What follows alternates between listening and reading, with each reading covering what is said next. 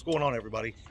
Do you want to take your rod from looking from this to this in a matter of seconds? Stay tuned. I'm going to show you how to do this. It's very simple, and you don't need a lot of things to do this.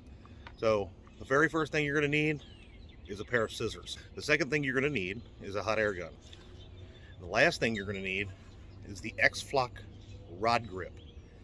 I get mine from Chubby Outdoors. I'll put the link in the description to the website.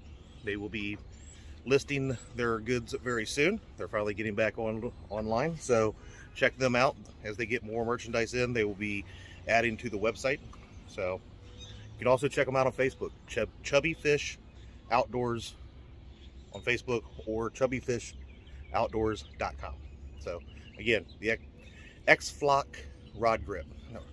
Now I'll show you how to install these. First thing that we're going to do with this is we're going to cut off and measure to the exact length that we want. Now, your first thought might be you need extra room. You do not need to add a lot of extra length to this, because when it shrinks down, it doesn't fold up as much as you might think. So what I would do is maybe add about 1/8 of an inch to each side. So we're gonna measure this out here up against the forehand grip. Make a little cut right here so we know our length.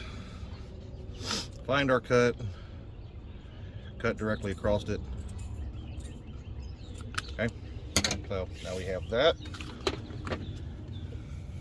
We are going to slide this from the butt up the rod, the foregrip. Okay, make sure you have equal on both sides. Now you can use either. Mine has low heat and high heat. High heat speeds it up. I've done it on both, so should be good either way. Might want to make sure that you have your other material out of the way of the heat. Let's check this out.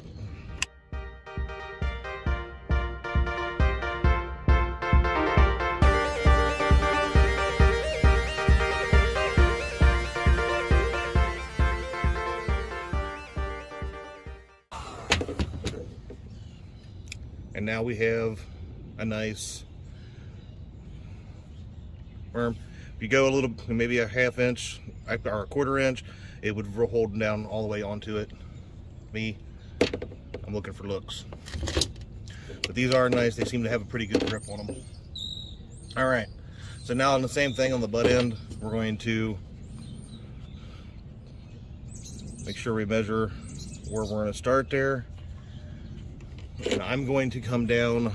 I'm not going to cover the entire butt. I'm just going to kind of cover the part of the handle. Measure that out.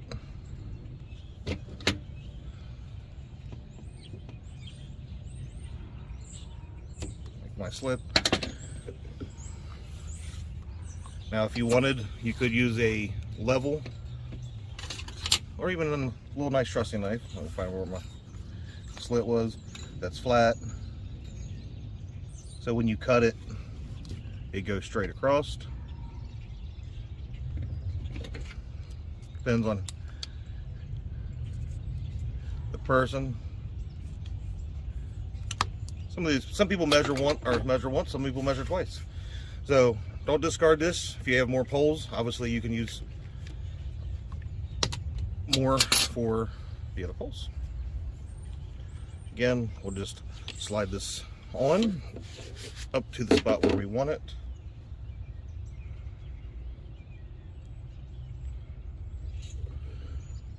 Make sure we're even there.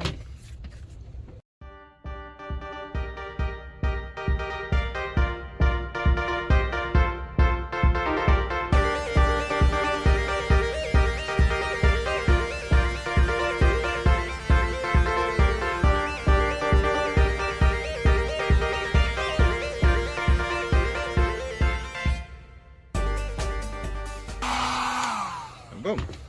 We now have a rod that looks not as plain, and to me it looks a lot better. So I hope you enjoyed this. Hopefully you found some value in it. If you have some plain looking rods that you want to add maybe a grip and some color to, these are a great way to do so. Again, I know Chubby Fish Outdoors has that, so where I got these from. Their site, you can go to chubbyfishoutdoors.com. They will have these up. I've talked to the owner. They're working on getting their inventory. They just about got everything ready to bring the site back up. So the site should be up very, very soon. Yeah, go check them out. They have a lot of other stuff coming. I know they have a lot of Versa rattles, floats, drifting weights, line, all kinds of different things. So I'm sure as he gets it back up, you'll start seeing a lot more of your terminal tackle especially. So just go give them guys a check out. Again, this is very simple. Not a lot of tools needed to do this, and might add a little color to your fishing lineup. So if you like this kind of thing, hope you'll hit that subscribe button and that like button for this video, and hopefully we'll see you very soon on the water.